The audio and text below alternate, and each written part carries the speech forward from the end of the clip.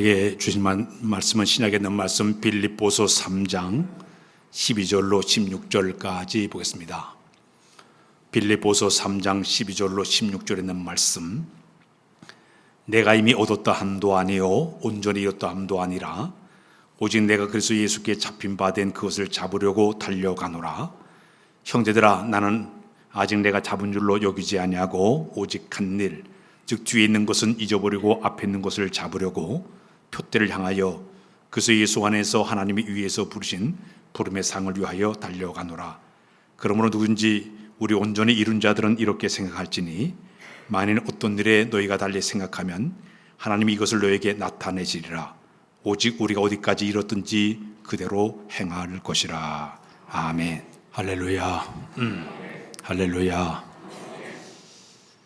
오늘은 1년을 살아가면서 아주 중요한 날을 맞이하고 있습니다.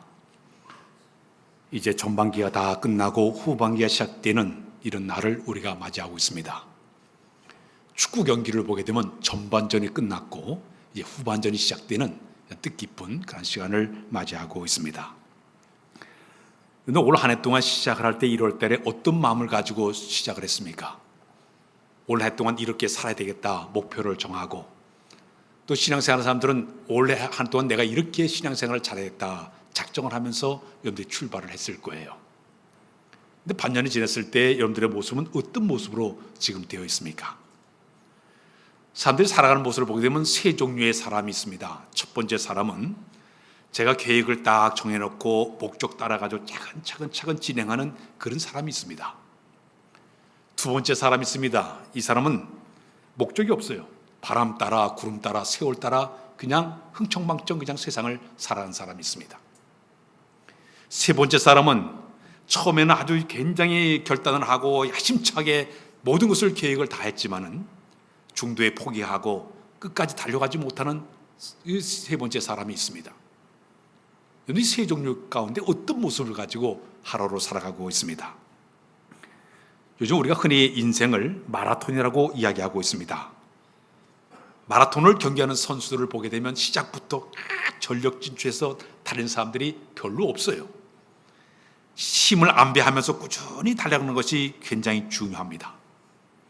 우리 인생을 사는 것도 대단히 중요한데 내가 목표를 정해놓고 쉬지 말고 꾸준히 달려가는 것이 굉장히 필요하죠.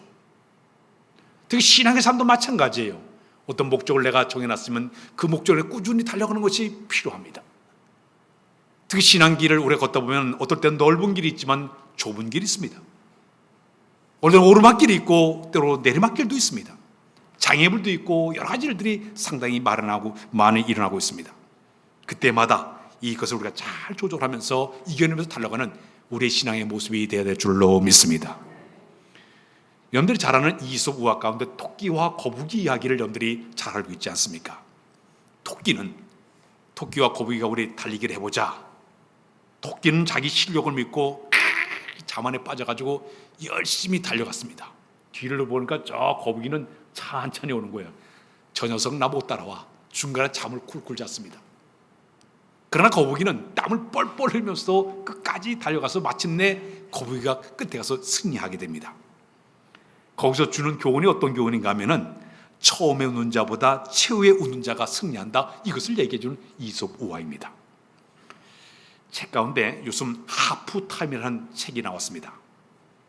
그 책을 보게 되면 인생의 후반전을 신명나게 살아가는 고수들의 이야기를 거기다 쭉 써놨습니다.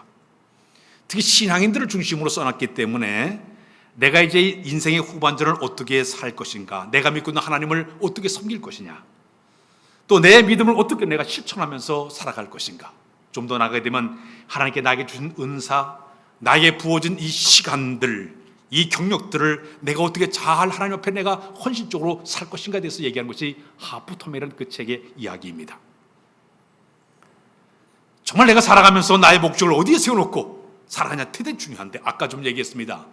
축구 경기를 보게 되면 전반전에 있으면 중간에 이제 끝나게 되면 15분 동안 거기서 딱 작전 타임을 가져요. 하프 타임을 가지고 그 다음에 후반전이 시작돼요. 전반전 뛰고 난 뒤에 이 감독이나 코치는 자, 네가 전반전에 보니까 너 좀 지친 것 같아. 너 빠져. 힘 있는 사람을 집어넣습니다. 너 전번전에 보니까 잘 못 뛰는 것 같아. 실력 있는 선수로 교체를 합니다. 전번전에 보니까 수비는 잘하는데 공격이 잘 안 됐어. 공격 잘하는 선수를 집어넣습니다. 공격은 잘 되는 수비를 못하게 되면 수비 잘하는 선수를 집어넣어서 재정비하고 새롭게 후반전을 맞이하게 됩니다. 신앙생활도 마찬가지예요. 여러분들 1년 동안 내가 살아가면서 내가 6개월 동안 살아온 것을 딱 돌아볼 때 지친 모습, 잘못된 모습 이런 것이 하나둘씩 교체를 해서 새롭게 이 작전 타임을 짜가지고 후반전을 준비하는 것이 우리의 신앙의 모습이 되어야 될 줄로 믿습니다. 성도들을 쭉 보게 되면 네 종류의 신앙을 살아가는 사람들의 모습이 나타나고 있습니다. 첫 번째 어떤 사람이 있는가 하면 처음에는 잘 믿었지만 나중에 잘못 믿은 사람들이 있어요. 첫사랑 처음 믿은 뜨거운 마음으로 순수하고 깨끗하고 겸손하고 온순한 마음으로 하나님을 잘 섬겼는데 나중에 변질되고 오염된 사람들도 굉장히 많이 만났습니다. 가누다 예수님의 제자로 처음에 출발할 때 얼마나 열심히 다해서 충성 잘했습니까? 그러나 3년 만에 그는 예수님을 갖다가 은삼에 팔아먹고 예수 십자가에 줘 결정적인 역할을 한 사람이 바로 이 가누다예요. 시작은 좋았지만 마지막이 잘못된 사람이에요. 지난주도 얘기했지만 사울 왕 처음에 왕을 호기 있게 올라갔지만 그의 교만과 불순종이 끝내 하나님 앞에 버림당한 사람으로 끝나고 말았습니다. 솔로몬이 처음으로 왕으로 올라갈 땐 지혜의 왕으로 잘 올라가고 하나님을 잘 섬겼습니다. 세상에 부귀영화를 누리다 보니까 후궁들이 많아지다 보니까 타락되기 시작해요. 우상을 섬기게 됩니다. 말로가 좋지를 못했습니다. 나라를 둘러 쪼개버리는 끔찍한 일을 당하고 말았습니다. 처음에 출발은 잘했지만 나중에 잘못된 사람이 첫 번째 사람의 모습이에요. 두 번째 사람이 있습니다. 처음에는 잘못했지만 나중에 잘한 사람이 있습니다. 사도 바울은 예수 만나기 전에는 포행자요, 핍박자요, 회방자였습니다. 죄인 중에 계셨던 사람이었습니다. 그러나 그가 다메섹에서 부활의 주님을 만나 배운 다음에 완전히 변화를 받았습니다. 그는 복음 들고 2차, 3차 열심히 다 복음을 증거하는 복음을 전하다가 끝내는 그는 순교자로 끝을 맺은 사람이 바로 사도 바울의 생애였습니다. 그는 기독교 역사 가운데 위대한 선교사로 교회의 개척자로 신학자로 쓰임받은 사람이 바로 이 사도 바울의 생애였습니다. 요나도 니느웨 성에서 복음을 전하라 그런데 불구하고 명령을 딴 길로 갔지만은 물고기 뱃속에 들어가서 그가 거기서 회개한 다음에 3일 만에 다시 토해지게 되니까 니느웨 성에 가서 자기의 사명을 잘 감당한 사람이 요나의 모습이었습니다. 베드로도 예수님을 세 번이나 부인했던 끔찍한 잘못된 실수를 범했지만 그는 눈물로 회개하며 돌아서 가지고 끝내 거꾸로 십자가에 죽기까지 그는 순교로 쓰임받은 사람이 바로 베드로의 사도의 모습이었습니다. 처음에는 잘못됐지만 나중에 잘된 사람이 두 번째 사람이에요. 세 번째 사람이 있습니다. 처음에도 악했고 나중에도 악한 사람이 있어요. 애굽의 바로 왕은요 악한 자로 쓰임받았습니다. 10가지 재앙을 다 받고 나서 마지막에도요 악한 모습으로 끝내는 이스라엘 백성을 쫓아오다가 홍해밭에서 수장되어 죽은 사람이 바로 왕의 생애의 모습이었습니다. 처음도 악했고 나중도 악한 사람이었어요. 우리가 잘 아는 헤롯 같은 경우도요 악한 자로 쓰임받더니 마침내 하나님 충을 먹어서 죽기까지 악한 자로 쓰임받은 사람이 헤롯 왕의 모습이었습니다. 마지막 네 번째 사람은요 처음도 선했고 나중도 선한 사람이 있었습니다. 디모데라는 사람이 있었습니다. 젊은 사람이 사도 바울을 만나서 그가 복음을 받아들였습니다. 그는 3대째 신앙을 이어받아서 청결한 양심과 거짓 믿음을 소유했던 사람이었습니다. 사도 바울에게 사로잡힌 후에 그는 에베소 교회에 가서 열심히 목회를 잘하다가 귀하게 쓰임받은 사람이 바로 이 디모데의 모습이었습니다. 여러분이 네 종류 가운데 어떤 모습으로 지금 신앙길을 걸어가고 있습니까? 사랑하는 여러분, 신앙의 삶은 한마디로 영적 전쟁이에요. 영적인 싸움이에요. 신앙의 삶이 결코 넓은 길이 아닙니다. 좁은 길입니다. 험한 길입니다. 가시밭길입니다. 남들 할 거 다 하고 세상 놀 거 다 놀면서 따라가는 길이 아니에요. 신앙의 길은 영적인 투쟁 전쟁이에요. 선한 싸움 다 싸우고 의의 면류관 받았으리라. 전쟁이에요. 우리 반년 동안 우리가 살아온 것을 한번 돌아보면서 내가 이 선한 싸움의 승자로 살아왔는지 실패자로 내가 패배자로 살아왔는지 우리 자신을 돌아보고 이 하프타임에 우리가 다시 한번 재정비해서 새롭게 후반기를 준비하는 여러분들의 모습이 되어야 될 줄로 믿습니다. 오늘 이 빌립보서 3장을 보게 되면 지금 사도 바울이 1차, 2차, 3차 전도여행을 다 다닌 다음에 마지막 4차는 죄수의 몸을 가지고 로마에 끌려갔습니다. 로마의 감옥에 갇혔던 사도 바울이 자기의 이제 모든 생애를 뒤를 돌아보니까 이제 백발이 성성해가지고 이제는 자기가 순교할 날이 가까운 것을 깨닫게 되었습니다. 백발이 성성한 여기는 이 사도 바울은 자기의 생애를 돌아보면서 빌립보 교인들에게 자기의 신앙의 삶을 이렇게 소개를 하고 있습니다. 자기는 지금까지 이렇게 살았다고 고백해. 첫 번째는 자기는 지치지 않은 열정을 가지고 살아왔다고 고백합니다. 따라서 그 지치지 않는 열정을 가졌다. 오늘 본문의 3장 13절 우리 한번 읽어 13절 시작. 내가 이미 어떠함도 아니요 온전히 어떠함도 아니라 오직 내가 그래서 예수께 잡히던 바 된 것을 잡으려고 달려가노라. 지금 백발이 허연 사람이에요.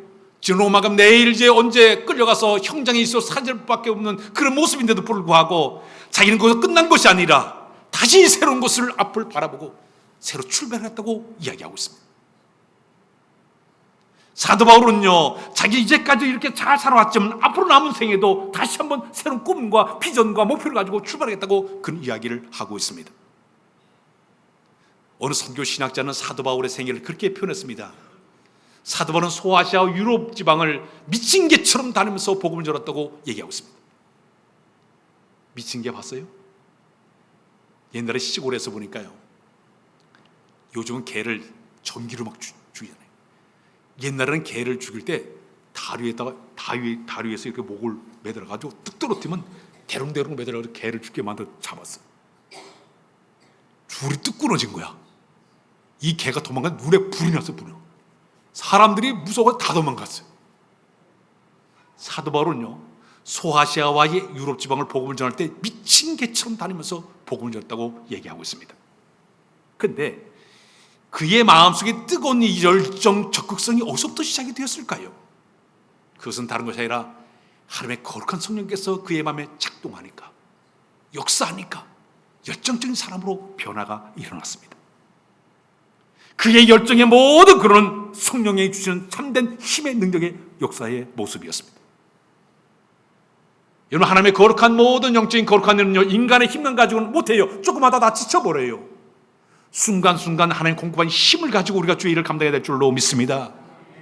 스가랴 4장 6절을 한번 읽고 넘어갑니다. 읽게도 시작. 말씀하시되 이는 힘으로 되지 아니하며 능력으로 되지 아니하며 오직 나의 영으로 되느니라.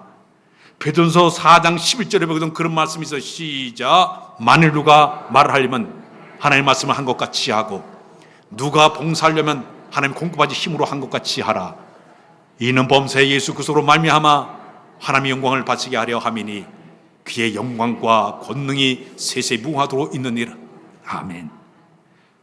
에베소서 3장의 10절에 보면 이런 말씀이 있습니다. 우리 시작. 끝으로 내가 주 안에서와 그 힘의 능력으로 강건하여 지고. 고린도후서 11장 2절에는 이런 말씀이 있습니다. 시작. 내가 하나님의 열심으로 너희를 위하여 열심을 내노니 내가 너희를 정결한 처녀로 한 남편인 그 속에 들으려고 중매함이로다. 그러나 나는, 여기 보면요, 열심 하나님의 열심이라는 말이 들어있어요. 우리가 하나님의 거룩한 일을 우리가 쓰임받을 때 인간적인 열심은요, 조금 하다가 지쳐버려요. 그러나 하나님 공부에 힘을 가지고 하게 되면 지침이 없습니다. 피곤하고 힘들고 어려워도 견뎌낼 만한 힘이 주어지게 되는 것입니다. 열심이라는 말이 헬라 말로 엔데오스라는 말을 쓰고 있습니다. 영어로 인수지네이즘을 얘기하고 있죠. 그런데 엔데오스라는 이 말의 어휘를 쭉 따라가게 되면 하나님 안에 있다. 따라서 하나님 안에 있다. 엔데오스, 하나님 안에 있다는 뜻이 바로 열심이에요. 성령께서 그 안에 불이 타오르는 사람은 하나님 안에 있기 때문에 저절로 열심히 타오르게 되는 거예요. 난로에 불이 꺼지게 되면 그 난로가 식어지게 되는 것처럼, 그러나 성령의 불길이 이 안에 타오르는 사람은요, 저절로 뜨거워질 수밖에 없어요. 적극적일 수밖에 없어요. 사란 여름 우리가 이 한 해 동안 우리가 살아가면서 반년 동안 내가 시지부지 식어진 모습으로 살아왔으면 남은 이제 6개월은 하나님 주신 하나님 열심히 열 가운데 불타오르야 될 줄로 믿습니다. 성공하는 사람하고 실패하는 사람 특징들이 많이 있는데, 특별히 실패하는 사람들은요, 세 가지의 특징이 나타난다고 얘기합니다. 첫 번째 특징이 뭐냐면 갖가지 이유와 구실을 붙여서라도 이 일을 포기해버린다고 합니다. 나는 시간이 없어. 나는 능력이 없어. 나는 배운 게 없어. 나는 건강하지 못해. 있는 것을 보기도 있는 것을 얘기하면 없는 것을 자꾸 얘기하는 사람이 대부분 실패하는 사람들의 특징이라고 얘기하고 있습니다. 두 번째는 주저하고 망설이다가 세월을 다 보내버립니다. 아무리 좋은 기회가 주어져도 그냥 할까 말까 망설이다가 세월을 다 보내버려가지고 아무것도 하지 못하는 사람들이 실패하는 사람들의 두 번째 모습이라고 얘기합니다. 세 번째는 어떤 특징이 있냐면 두려움과 불안이 앞서 보니까 아무것도 하지 못하는 거예요. 망하면 어떡하지? 실패하면 어떡하지? 이 두려움 때문에 한 치가 또 나가지 못한 안타까운 이 사람들이 실패한 사람들의 모습이라고 이야기하고 있습니다. 오늘 이 아침에 여러분들이 성령께 주신 참된 열정이 여러분에 타올라서 남은 6개월이 적극적으로 성령들의 모습이 되어야 될 줄로 믿습니다. 두 번째는 사도 바울은 사명감에 불타는 사람이죠. 따라서 사명감에 불타올랐다. 사도 바울은 담에게서 하나님 부활의 주님이 자기를 부르실 때에 너는 이방인을 택한 나의 그릇이야 하고 그를 불렀어요. 그 사도 바울은 하나님께서 자기를 부르신 목적과 계획과 섭리를 분명히 알았기 때문에 그 목적을 사명으로 깨달았어요. 그 이 사명을 감당하기 위해서 그는 뜨거운 마음으로 하나님 앞에 쓰임받은 사람이 바로 사도 바울의 생애였습니다. 사도행전의 20장의 24절에 보게 되면 그런 말씀을 시작. 나의 달려갈 길과 주 예수께 받은 사명 곧 하나님의 은혜의 복음을 증언하는 일을 마치려 하면 나의 생명을 조금 더 귀한 것으로 여기지 아니하리라. 자, 이게 뭐냐면 목숨까지 내걸고 자기는 복음 전하겠다. 왜? 하나님이 자기의 주신 사명이라고 믿었기 때문에 그렇습니다. 우리가 이 일을 해나갈 때 보면 사람은 똑같은 일을 똑같은 일을 한다 하도 어떤 자세를 가지고 일하느냐가 대단히 중요합니다. 중세시대에 이탈리아의 한 곳에 한 영주님이 아주 뜨거운 여름, 아주 굉장히 더운 날이었습니다. 아침에 일찍 일어나서 이제 영주님이 자기 정원을 산책하고 있었습니다. 그런데 젊은 정원사 한 명이 일하시는 시간이 아직 모른데도 아주 새벽 일찍 일어나가지고 정원에서 열심히 일하는 모습을 보게 되었습니다. 영주가 깜짝 놀라가지고 여보게 그렇게 해도 임금을 더 주지 않는데 왜 그렇게 고생을 하고 있느냐고 물어봤습니다. 그렇게 이 청년이 웃으면서 하는 얘기가 영주님, 저는 이 정원을 너무너무 사랑합니다. 저는 이 정원 갖고 온 것이 저의 기쁨입니다. 제가 보수와 상관없습니다. 저는 이곳에 왜 이렇게 즐거운지 모른다고 열심히 일을 했습니다. 이 말에 영주가 큰 감동을 받았습니다. 그래서 그 청년에게 내 꿈이 뭐냐? 예전에 이 그림을 그리는 재주가 있는데 돈이 없어서 못 다닙니다. 그래, 내가 돈 내줄 테니까 너 그림 공부하라. 영주님이 돈을 내줬습니다. 그가 훗날 미술 공부를 한 다음에 훗날 세계적인 화가 미켈란젤로가 거기서 나오게 되었습니다. 어떤 일이 주어진다 하더라도요, 땀 흘리면서 일을 한 그 모습, 누가 보고 거기서 이 열정을 가지고 일하는 그 모습에 이 영주의 마음을 감동시키는 거죠. 하나님 앞에서 거룩한 사명을 감당한 우리에게 가진 것은 사람들이 보는 것이 아니라 주님이 나를 바라보기 때문에, 주 앞에 선 자들이기 때문에 하나님 주신 사명을 가지고 주의 일을 감당하는 자의 모습이 되어야 될 줄로 믿습니다. 마지막에는 사도 바울은 이런 얘기를 하고 있습니다. 나는 최선을 다하는 삶을 살겠다고 얘기해요. 따라서 할 거예요. 최선을 다한다. 오늘 본문 3장 14절에 보게 되면 그런 말씀이 있습니다. 다 같이 시작. 표대를 향하여, 그래서 예수 안에서 하나님이 위에서 부르신 부름의 상을 위하여 달려가노라. 백발이 성성한 이 노 사도 바울은 이제 사형수의 몸으로 지금 죽음을 앞에 두고 있습니다. 그는 마지막 순간까지 최선을 다하겠다고 얘기하고 있습니다. 왜? 그 이유는 죽음 이후에 주실 하나님의 상급을 바라보고 있는 거예요. 부름의 상을 바라보는 거예요. 내가 여기서 성장이스로 살았다 하더라도 우리 하나님께 내 영혼을 받으셔 저 영원한 나라에 가게 되면 그 하나님 나에게 생명의 면류관, 의의 면류관, 썩지 않은 면류관 주시는 것을 그는 믿었기 때문에 그 상급을 바라보니까 나는 부름의 상을 향해 나는 달려가노라. 사랑하는 여러분, 사명자들의 모습을 보게 되면요, 매사에 열정이 있습니다. 사명자들의 인내함이 강합니다. 사명자들의 모습 최선을 다하는 것이 대부분 사명자들의 모습이에요. 가난해도 바빠도 피곤해도 참고 인내하면서 견뎌낸 것이 바로 사명자들의 모습입니다. 주님이 나에게 준 사명이기 때문에, 끊임없이 하나님의 이 사명을 감당하기 때문에 배고파도 힘들어도 어려워도 견디는 것이 바로 이 사명자들의 하나의 특징이라고 볼 수가 있습니다. 전에 전 세계에 성공한 사람들 150명을 뽑아가지고 그들을 연구한 논문이 나오게 되었습니다. 정치계에서 성공한 사람, 경제계에서 성공한 사람, 교육계에서 성공한 사람, 스포츠로서 성공한 사람, 예술에 성공한 사람, 음악에 성공한 사람, 목사님 가운데 성공한 사람을 전부 뽑아가지고 논문을 쓰게 되었습니다. 그들은 다양한 직업과 하는 일이 다 다르고 분야가 다 다르고 성격도 다 다르고 살아온 배경이 다 달라요. 예를 들면 조지 패튼 같은 사람은요, 2차 세계대전을 성공적으로 이끈 전쟁 영웅이에요. 우락부락하게 생긴, 덩치도 크고 우락부락한 그런 모습이었습니다. 반면에 저 인도의 캐컬타의 맨발의 성녀 마더들에서는요, 구제사업 사랑시켰던 사람인데 조용하고 맨발로 여리고 아주 가는 몸집, 그의 별명이 몽당연필이지 않습니까? 아주 가난한 모습이었습니다. 근데 세계적으로 성공한 그런 모습이었어요. 근데 이 150명의 사람들의 그 특징을 쫙 보니까, 착 압축해 보니까 세 가지의 모습이 나오게 되었습니다. 첫 번째는 뭐냐면 남들보다 소명의식이 대단히 강했습니다. 자기의 주어진 모든 일은 하나님 나에게 운명적으로 주신 대로 그들은 깨달았습니다. 반드시 내가 이것을 해야 되는 의식이 대단히 강했습니다. 그러니까 그들은 시간을 들이고 물질을 들이고 몸을 다 쏟아부으면서도 헌신하면서 전혀 그들은 손해보는 생각이 아니라 적극적인 마음으로 임하는 것이 소명의식이 대단히 강한 그들의 모습이었습니다. 두 번째 그들의 모습을 보니까 집요함이 특출했습니다. 하다가 그냥 내팽개치는 것이 아니라 집요함을 가지고 크든지 작든지 개의치 않고 집중적으로 일하는 끈기와 인내심이 대단히 강한 것이 그들의 특징이었습니다. 마지막에 보니까 그들은요, 매세 어떤 일 할 때마다 적극적이고 열정을 가지고 일하는 것이 그들의 모습이었습니다. 사랑하는 여러분, 오늘 여러분들의 모습은 어떤 모습입니까? 지금 내 열기가 지금 식어지고 있습니까? 적극성이 지금 사라지고 소극적인 사람은 변해버렸습니까? 한번 우리 자신을 한번 돌아보십시오. 현대 그룹에 세상을 떠난 고 정종회 회장님의 일화가 굉장히 많이 들려지고 있습니다. 이 정종회 회장님은 1915년 11월 25일 강원도 통천에서 그분이 출생했습니다.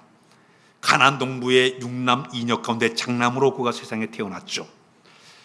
근데 너무너무 집안이 가난해서 그는 이제 성공해야 되겠다, 그런 마음을 가지고 자기 아버지가 속한 돈 16살에 70원을 가지고 서울로 그가 상경하게 되죠. 그는 와가지고 쌀가게를 운영하게 됐습니다. 쌀가게를 배달하기도 하면서 돈을 벌다가 17살이 되었을 때 그는 돈을 벌어 자동차 수리 공장을 했지만은 반년 만에 화재가 나가지고 쫄딱 망하고 빚더미 앉게 됩니다. 그러다가 쑥 가다 1962년도에는 건설업에 손을 대가지고 현대건설을 만들게 되었고, 1970년대는 우리나라의 조선업을 통해 가지고 엄청난 그런 부를 만든 사람이 바로 이 현대그룹의 정주영 회장님이십니다. 자, 그런데 1933년도에 19살 되던 그때 이야기 가운데 이런 이야기가 있습니다. 그가 네 번째 집을 가출했습니다. 인천 공사장에 가서 노무자로 그가 일을 하게 되었습니다. 노무자로 일할 때 합소에 들어가서 생활하는데 그 합소 안에 오늘 기숙사죠. 빈대가 왜 이렇게 많은지, 빈대가 깨물어가지고 잠을 잘 수가 없는 거예요. 이게 고민 끝에 거기다 탁자를 만들어가지고 그 탁자 위에서 자면 빈대가 못 올라오겠지. 그래서 탁자를 말고 위에 올라가서 잠을 자니까 그래도 빈대가 올라오는 거예요. 며칠 동안이 따가지고 잠을 이루질 못하는 거예요.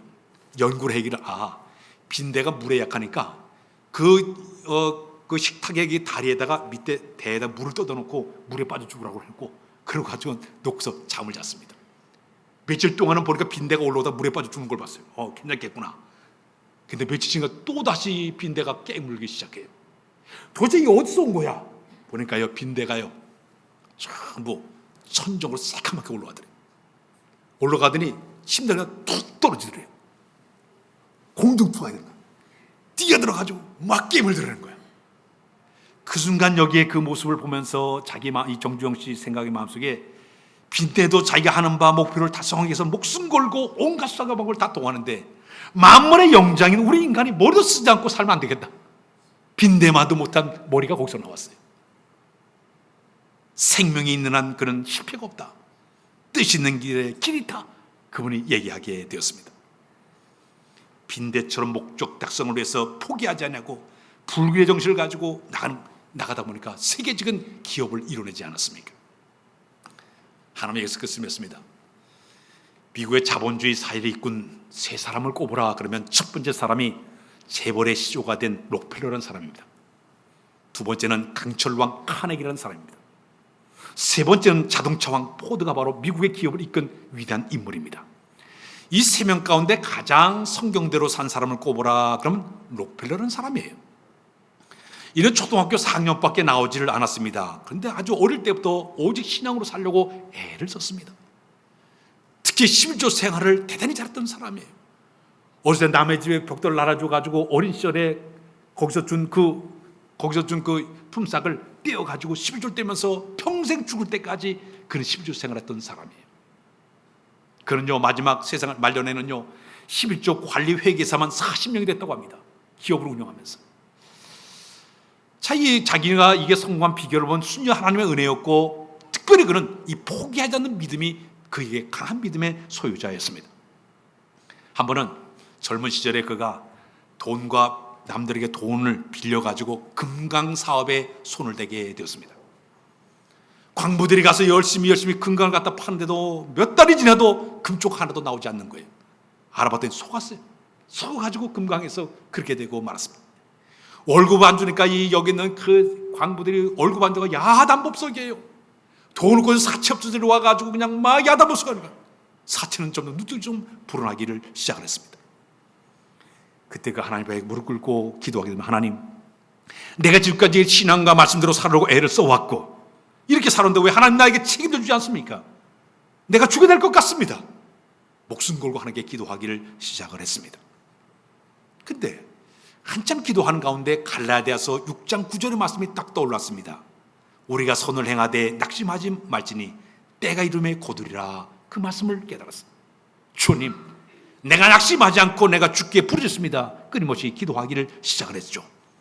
계속 기도하는데 갑자기 하늘의 음성이 들려오기를 더 파라, 더 깊이 파라. 성령의 음성을 듣게 됩니다.